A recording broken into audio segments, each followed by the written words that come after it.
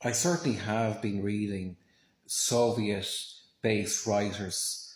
I have watched the film Dovlatov, which was about the writer Dovlatov.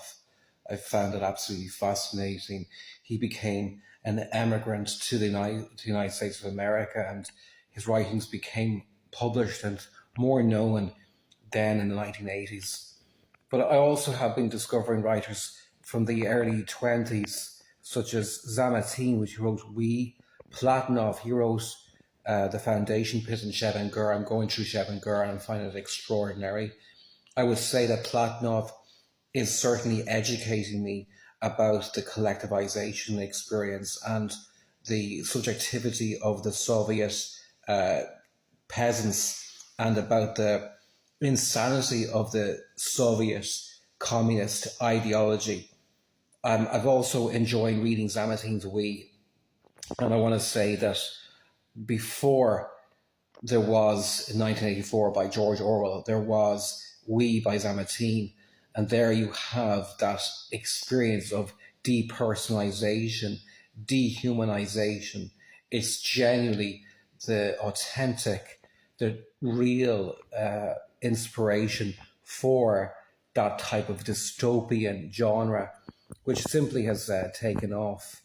And George Orwell was first and foremost a communist and a sympathizer of the Bolsheviks until he realized himself what that actually was, what it was like to be in the Soviet Union. Of course, I am reading other Soviet-based writers. I enjoyed reading all of The Fatal Eggs by Mikhail Bulgakov.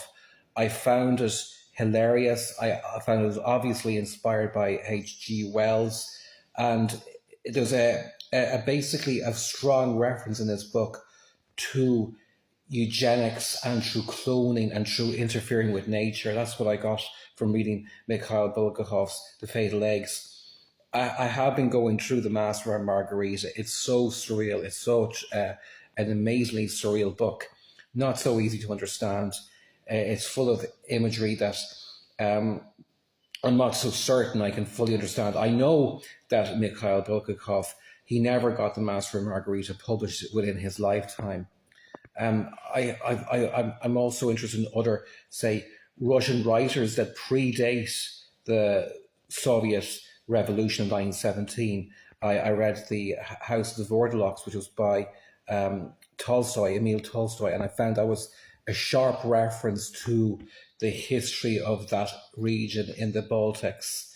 You may read that yourself. It's an early example of vampire fiction that probably predates the Bram Stoker Dracula book. I also enjoyed reading Gogol, and specifically I read The Vi, and I thought that was a great novel, a novel about a witch set in Ukraine. And what it clearly shows is distinctly and acutely the relationship that Russia would have had to Ukraine. It would have been a fraternal relationship, which is not exactly what we're seeing at this moment in contemporary history.